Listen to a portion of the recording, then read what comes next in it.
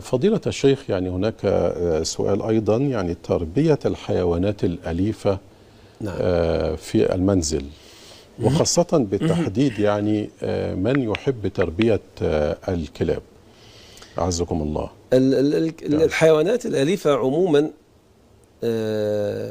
يعني مسموح باقتنائها ومطالب شرعا الإنسان بالتعامل معها برحمة. نعم. والأحاديث كثيرة بس عشان ضيق الوقت. نعم. طيب، لعل السائل يشير تحديدا إلى مسألة الكلاب. نعم. لأنه هي تقريبا هي المسألة المختلف فيها. نعم فعلا. لكن غيرها لا. يا إخواني، خدوا بالكم من حاجة مهمة جدا. ليس النبي صلى الله عليه وسلم أولا حرم ثمن الكلب وثمن الدم وثمن البغي، حاجات كتيرة جدا كده يعني ممكن نبقى. طيب، استثنى الفقهاء من الكلاب أنواع وأجازوا اقتنائها، الحراسة والصيد. فإيه هي بقى الأنواع دي؟ قال لك الكلاب المدربة. مدربة على إيه؟ مدربة على الحراسة، مدربة على الصيد، مدربة على الخدمة. إذا كان كفيفا مثلا في كلاب تبقى مدربة على خدمة صاحبها، القيام بخدمته. الكلاب المدربة دي يجوز اقتنائها، يجوز التعامل معاها، لكن بقى احنا نتعامل معاها شوية بحرص، يعني هيبقى لها بيت خاص بيها، مكان خاص بيها، داخل مكان المنزل تتعامل بيه داخل أو خارج المنزل. المهم أن نجنبها أماكن الصلاة، الطهارة، يعني المكان اللي هي تبقى موجودة فيه لا صلاة فيه، أو يكون بقى في سجادة وفي لبس خاص، عشان يبقى احنا خرجنا بس من الخلاف المشهور بين الفقهاء في مسألة التعامل مع الكلاب. طيب، لكن فكرة ان احنا نتعامل معها، طبعا نتعامل مع الكلاب عادي خالص، ويجوز اقتنائها لو كانت هناك مصلحة مترتبة على اقتناء الكلب. نعم. يعني ممكن يبقى في ناس عايشة في مكان وخايف ان حد يدخل عليهم من بلكونة ولا يهجم عليهم ولا بتاع، فجايبين كلب عشان يحرسهم. جائز، واخد بالك ازاي؟ لكن بقى فكرة ان احنا نجيب الكلب اللي هو الكلب اللي عامل زي القطة ده ونعيشه معانا، ياكل معانا ويشرب معانا وينام معانا ويروح يجي معانا، فأي مصلحة ترتبت على وجود الكلب ده؟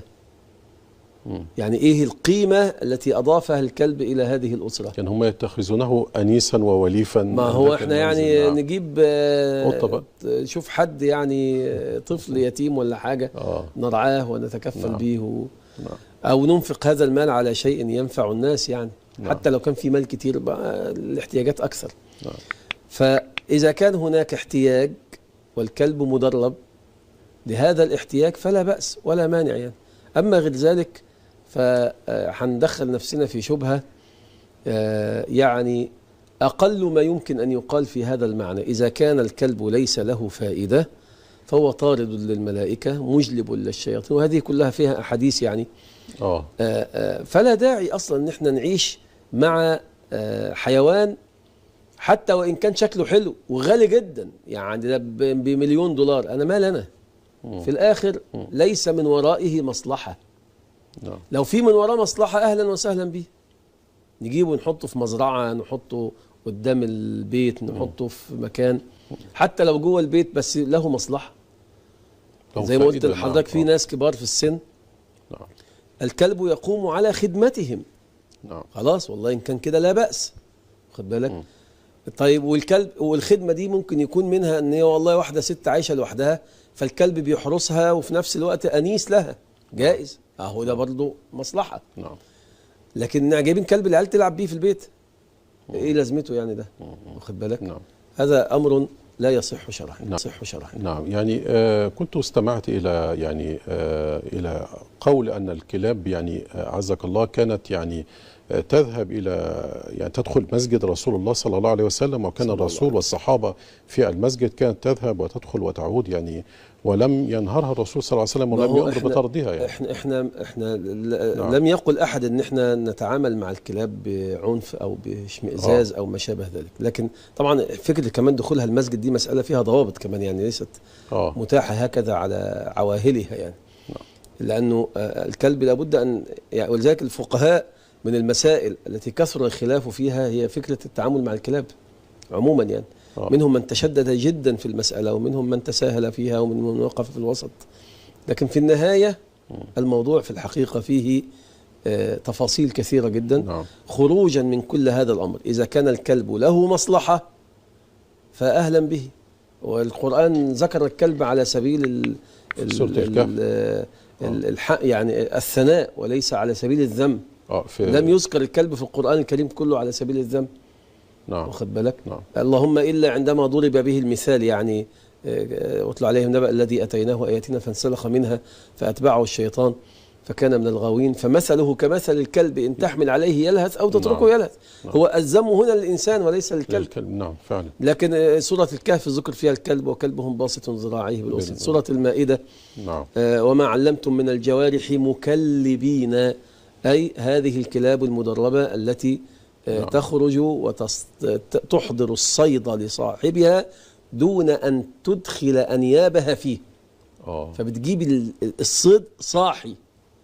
يعني هو يصطاد، يجري الكلب يقفز ويعدي مية ويعدي شوك ويعدي ويروح يجيبه ويجي لصاحبه والحيوان صاحي فيذبحه بقى. شفت بقى؟ يبقى يجوز أكله. لكن ما ناكلش طائر أو حيوان الكلب قتله. لا هنا شوف عشان الكلب ده مدرب على إيه؟ على حاجتين. نعم. إنه يروح يجيب الحيوان من غير ما يغرز الناب فيه. وهيجيبه بإيده؟ هيجيبه بأسنانه. كما يحمل صغاره مثلا. أيوة هيجيبه بأسنانه بس من غير ما يدخل الناب فيه، لأن لو الناب دخل جواه خلاص ما ينفعش. ده اسمه وما أكل السبع. كويس كده لا يجوز أكله. ولو اتأخر وجابه ميت مات يبقى ميت ما ينفعش يتاكل.